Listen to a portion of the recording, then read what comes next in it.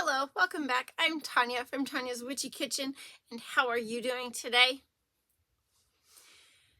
We've had a scorcher. Like, the 4th of July was so super cool this year, and then now the last couple weeks we've had just heat, which is good. It's really good because, I mean, the corn around here has grown like probably 2-3 feet in the last couple weeks, and so that is good. And we are rolling into harvest, so that is good.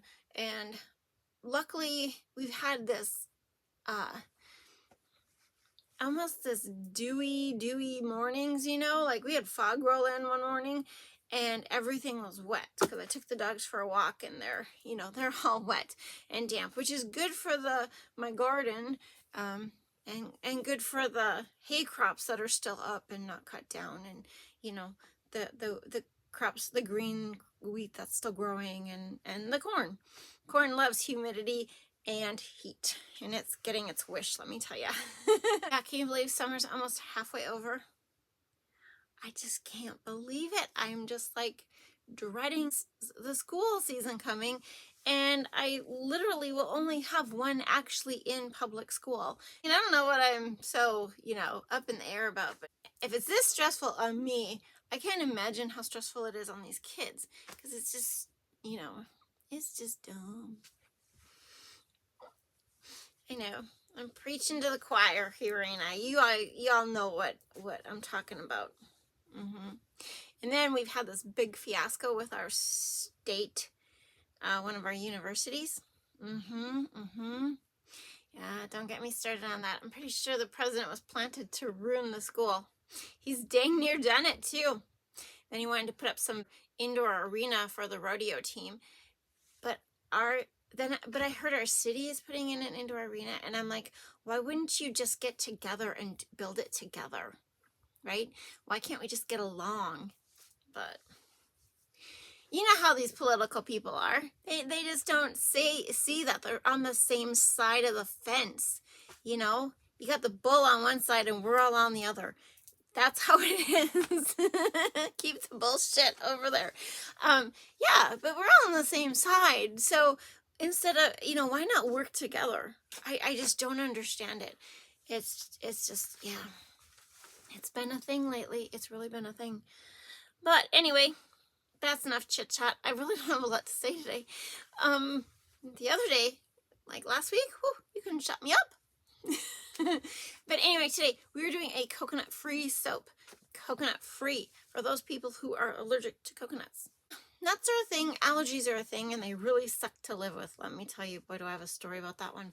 But anyway, we'll talk about that another day. 3 things. Dream big, be true to you. You are worth it. And let's go check out this coconut-free soap. Okay, and to the coconut-free soap. It is called Midnight Dreams. I used to make this as an oval soap. I think it was actually tallow-free, too. Don't quote me. I actually have some left. But anyway, yeah, I think I told you this. I was at a vendor show last fall and ran into a girl who was allergic to coconut, and then when I did my body butters, I had run into somebody who her daughter was allergic to coconut, but she wasn't, so she thoroughly enjoyed the body butters. My fragrance is actually a Midnight Pomegranate from Wholesale Supplies Plus. This scent is great. I don't think it matters where you get it from. I've had it from 2 or 3 places, and it's just an all-around great fragrance. Just fruity, and I just love it.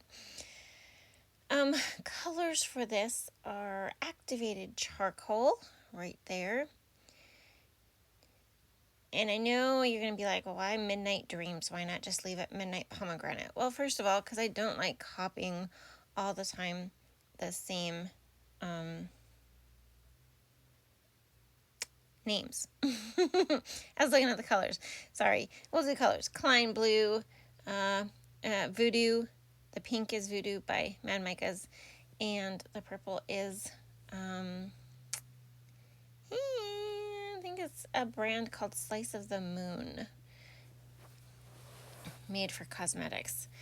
But yeah, so it just is one of those things where, it's kind of like Love Spell. A lot of people will still name their soaps Love Spell, and that is a copyrighted name. And so therefore I call it, even though the fragrance oil companies do, they'll say a dupe of Love Spell. I call it Angel's Orchard. So Midnight Pomegranate is Midnight Dreams. And that's kind of how I base the colors on. It's kind of like, what kind of colors are, well, I guess if you dream in color, are your dreams bright? Are they black and white? Did you ever see the movie Monkey Bone? God, I can't remember the guy's name in there. He's in a lot of movies. But yeah, he has all these kind of like nightmares type things, but he's a cartoonist, so yeah, whatever. Anyways, his dreams are always black and white, and which it makes the movie, but sometimes I feel like I do dream in black and white, and sometimes it's just very vivid, and so I don't know. These were the colors I picked. That's I got the colors. I'm like, it's kind of dark, kind of the blues. And then the pink is just kind of that pop of color sometimes that you have with certain things in our dreams. Okay, I didn't like the purple. So I took some rubbing alcohol, isopropyl alcohol, and I mixed it with my neon purple, because I didn't have any oils anywhere nearby without running all the way to my storage room and back. And so I just added some of this neon purple to what is looking like a gray purple, right? We have that, you know how that is.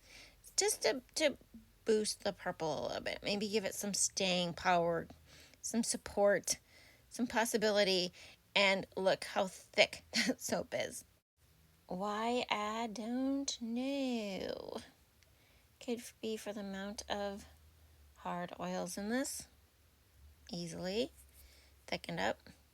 I don't think I've had it thicken up. I don't think acceleration is a thing with this fragrance oil, but it could be.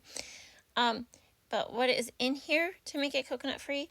And I know you're going to argue with me, and I put babassu in here, and people are like, oh, you can't use babassu if they're, yes, you can. Some people are allergic to babassu, so therefore you can't use babassu and coconut. But if you're just coconut allergies, babassu is fine. Then there is tallow, then there is shea butter, then there is avocado oil, canola oil, castor oil, and sunflower oil. And my legendary beeswax and kale and clay. It's a little thick. I get a lot of is this goat milk soap? And I just hate that question already, because I just want to get up on my soapbox and start spouting the whole thing with what is goat milk soap and what is different compared to mine. What makes mine different? There's no goat milk soap in it, or goat milk in it. What's the difference between theirs and my soap? They have goat milk in it. Literally the only difference. Are my soaps vegan? No. 99% of them, no. I don't even know if there's one that is vegan, because most of them contain tallow. And all of a sudden, I have been seeing tons of commercials, and I'm going to call them commercials. They're posts on Facebook for all this tallow moisturizer, tallow skincare, tallow.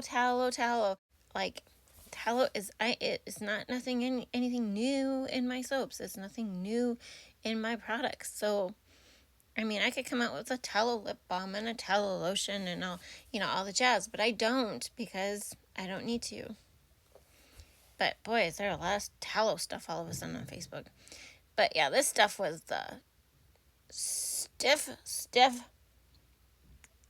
soap. But look at that. It actually heated up. Can you see those cracks in there? Like right there. It got so freaking hot when I popped it. It didn't crack, but it's almost like it bubbled. Weird, huh? So weird. But it was super easy to cut. Sometimes, yeah, it's been weird the way I've been doing my soaps. I mean, sometimes they sit there for 2 days in the mold and they just sit there and hang out. And other times, I'm cutting them, within that 24 hours. So it's, sometimes it's hard to be like, okay, these are this old, or this is this old. And that was a horrible smear of activated charcoal there. Whoa. But aren't they super pretty? Like, for as chunky as they were, you know, plopping that in the mold, look at the beautiful design the hanger swirl did. So you see, it doesn't matter. You don't have to do a drop swirl if your batter's really thick. You can just plop it in the mold and, take that hanger and work it through there really, a few good times, and you'll still manipulate the soap and move it around and get a really beautiful, pretty design. Yeah, I love it. I love them. And here are the fragrance notes for these super cute coconut-free bars. Here are the bars right after I cut them. And here are the bars once they are cured. And you are going to see a lot of those stamps. I will explain those stamps going forward. But as always, I hope you had a good time. Thank you for dropping by, and I will see you next time. Bye-bye.